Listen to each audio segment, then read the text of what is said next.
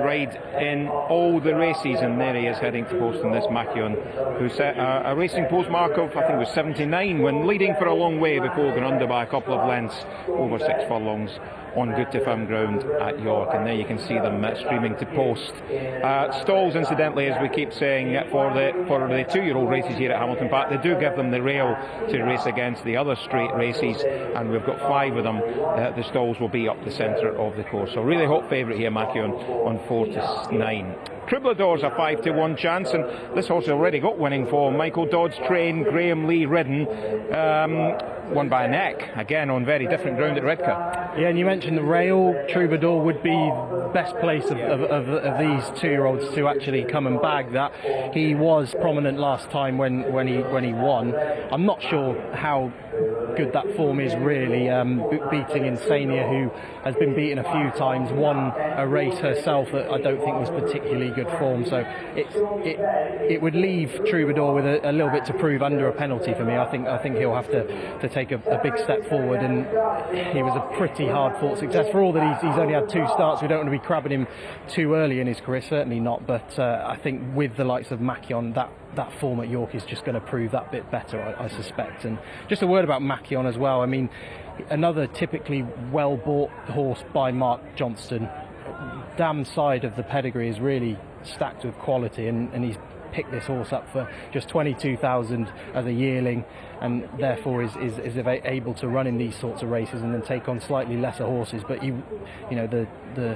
I think he's a half brother to one that won the Lowther and the Falmouth Stakes for the Yard, so it's a very potentially a very good purchase for 22 grand, particularly as he's already shown that he's got a fair bit of ability. Now, who'd I think was that horse, wasn't it? That's right. Yeah. We're just highlighting Troubadour at the moment because Troubadour is a colour change. It's a slight change. It was yellow and blue, and as you can see now, it's yellow with the black epaulets and the black sleeves with the yellow spots. So it's predominantly yellow and black, and that is the colour change there with number 1 Troubadour, with Graham Lee riding for Michael Dodds, and that will be from stall 8.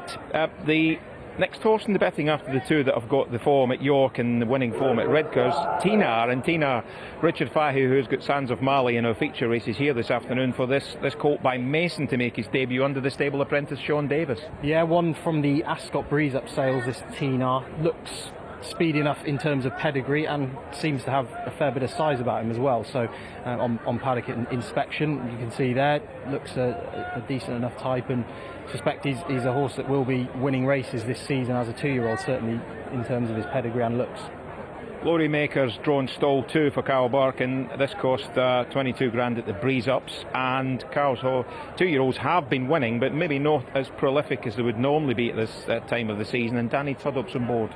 Yeah, I think they've picked up the 2-year-olds. I think the yard as a whole had a fairly tough start to the year, weren't having anywhere near the number of winners that they would expect to have, but they've had 2 first-time out 2-year-old winners in May. Things are definitely looking up, and this is the sort of horse that you wouldn't be surprised if he went close on debut. He is I believe he's a first runner certainly in Britain and Ireland for the Wow Signal, his sire, who was obviously a very speedy 2-year-old himself. And on the dam side, Glory Maker is related to a 2-year-old winner over 7 furlongs. So plenty there on pedigree, and I thought he had, again, a good bit of size about him to think that he can do some damage this year at some stage, and an interesting runner. River of Kings for Keith Dalgleish, I thought ran okay on debut at Pontefract on May Day over 5 furlongs, and for me it was a class 2 race at York last time. For me that was a backward step. Well, yeah, it was a tough race, wasn't it? He's a horse that's obviously eligible for novice auction races, and he was running in a maiden at York, which was basically too classy for him, and he went backwards. But I suspect he'll have more to offer in handicaps at some stage, maybe one for nurseries later on in the season. And just so we can mention the others, Tipsy Toad for Richard Fahey. Yeah, quite a stout pedigree. Didn't cost a great deal. I thought he wasn't much physically either, Tipsy Toad. And then we've got Stormy Bay, who I did think had a fair bit of scope about him actually. I'd be definitely keeping an eye on him for maybe handicaps. He looked absolutely clueless last time, but showed a good bit to work on by the end, and I suspect he'll be even sharper this time around. But definitely Stormy Bay was the one that sort of stood out in terms of the on looks anyway in the paddock. So the hot favourite here is Makyon on 49, Troubadour's on 61, Tina is 11s and it's 12s bar. We've got about a couple left to load then. It's time to go up to the commentary box and the man calling the horses today at Hamilton Park. It's a very good afternoon to Darren Owen. Good afternoon, Gordon. So the colour change, Troubadour goes in, that's it, they're ready to run. They're off, 6 furlongs in front of them, and Makyon began well with Troubadour. Tinar's just in behind the leaders. Towards the near side runs Tipsy Toad, a Glory Maker just being shaken up in the early strides. Further back to River of Kings, and the back marker is Stormy Bay with that big white face. They work their way through the first quarter of a mile, and it is Makyon in front for Sylvester de Souza, and leads by about 2 lengths to Tinar, red and white jacket. Troubadour is alongside, and they've pulled a few lengths clear then of Tipsy Toad, who's running green and is hanging right-handed. So they're running on up the hill towards the final quarter of a mile, and they're stringing out in this race, and it is Makyon in front, Troubadour and Tinar giving chase. They're followed by Tipsy Toad, Glory Maker, River of Kings and Stormy Bay, and working their way towards the last furlong and a half. Sylvester de Souza and Makyon have a very comfortable looking lead. It must be about 5 or 6 lengths. Troubadour is back in second place. They're playing for places behind, with Tipsy Toad keeping on and Glory Maker to the outside of it. So inside the final furlong, it is all about the short price favourite, Makyon. Makyon, very professional performance, makes haul in the hands of Sylvester de Souza. Makyon the winner, Troubadour back in second, Glory Maker third, a fourth Tipsy Toad, chased in by Stormy Bay, River of Kings and Tina. Matt Johnson's only runner of the day, and it's bolted up after that encouraging debut at York, where he led for a long way before finishing second. He has blasted away from the stalls, very different ground, and he has run him ragged. Troubadour's finished second, Glory Maker on debut third.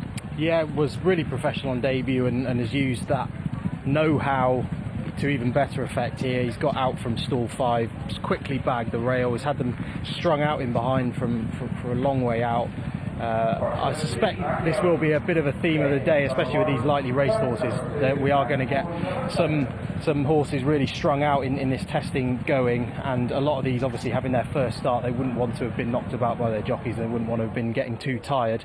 But certainly the visual impression from Makyon was very impressive, wasn't it? The way that they were all trailing sort of from halfway really in behind, they were all under quite a lot of pressure. You can see their Troubadour has broke sharply enough, just not quite been able to bag that favoured rail, just not as good a horse as Makyon, and is obviously giving him weight, but the form does stand up because you've got the penalised horse that has eventually finished a long way back in second.